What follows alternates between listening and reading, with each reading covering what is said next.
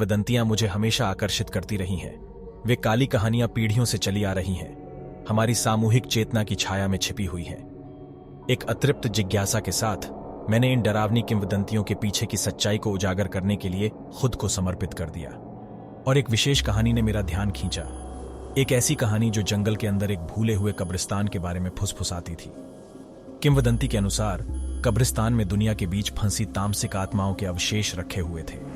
अलौकिक का सामना करने के लिए उत्सुक मैं जंगल के बीचों बीच चला गया, घने पत्तों के बीच से गुजरती चांदनी की रोशनी से निर्देशित होकर। जैसे जैसे मैं छुपी हुई कब्रगाह के पास पहुंचा, हवा ठंडी होती गई। टॉम्बस्टोन अस्त व्यस्त खड़े थे, समय के साथ खराब हो गए थे और जीवित लोगों द्वारा भुला दिए गए थे। वह भयानक सन्नाटा मुझ पर भारी पड़ रहा था, जो केवल पत्तों की सरसराहट और हवा के साथ चल रही धीमी फुसफुसाहटों से रुका हुआ था। जैसे ही मैंने कब्रों के बीच कदम रखा, मैं देखे जाने के एहसास से खुद को रोक नहीं सका।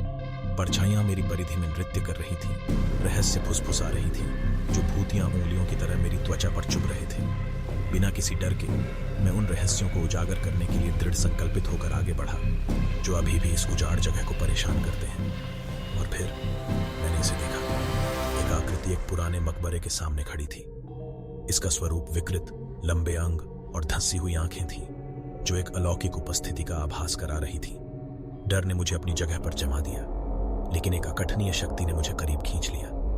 आकृति बदल गई, उसका चेहरा निराशा के विचित्र मुखौटे में बदल गया। ये ऐसी आवाज में बोला जिसने मेरी आत्मा को छू लिया, कब्रिस्तान के भीतर रहने वाली बेचैन आत्माओं की दुखद कहानियां सुनाई।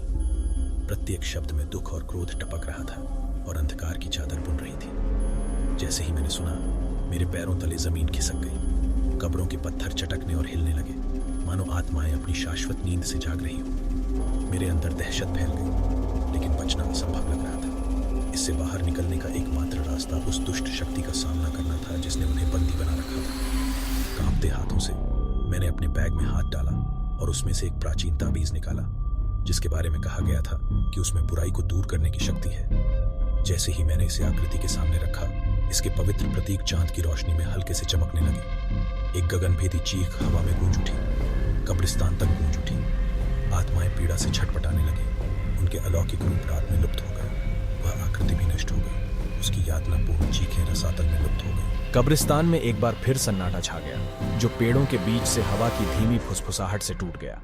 किंवदंतियां खुल गईं, अंधकार दूर हो गया। लेकिन जैसे ही मैं जाने के लिए मुड़ा, मैं इस एहसास से उबर नहीं सका कि आत्माओं ने मेरी आत्मा पर एक अमिट छाप छोड़ दी है। उस दिन से प्रेतबाधित कब्रिस्तान की कहानियां अब केवल शहरी किंवदंतियों के दायरे में मौजूद नहीं रही। वे मेरा हिस्सा बन गए, हमेशा के लिए मेरे अस्तित्व में समा गए। और जैसा कि मैं अन्य भयानक किंवदंतियों की छिपी सच्चाइयों को उजागर करने के लिए अपनी खोज जारी रखता हूँ, मैं मदद नहीं कर सकता, लेकिन आश्चर्य करता हूँ कि क्या मैं उस प्रेतबाधित जगह की लंबी गूंज का सामना करूंगा, जो मुझे हमेशा उस अंधेरे की याद दिलाएगा जो अभी भी हम सभी को परेशान करता है।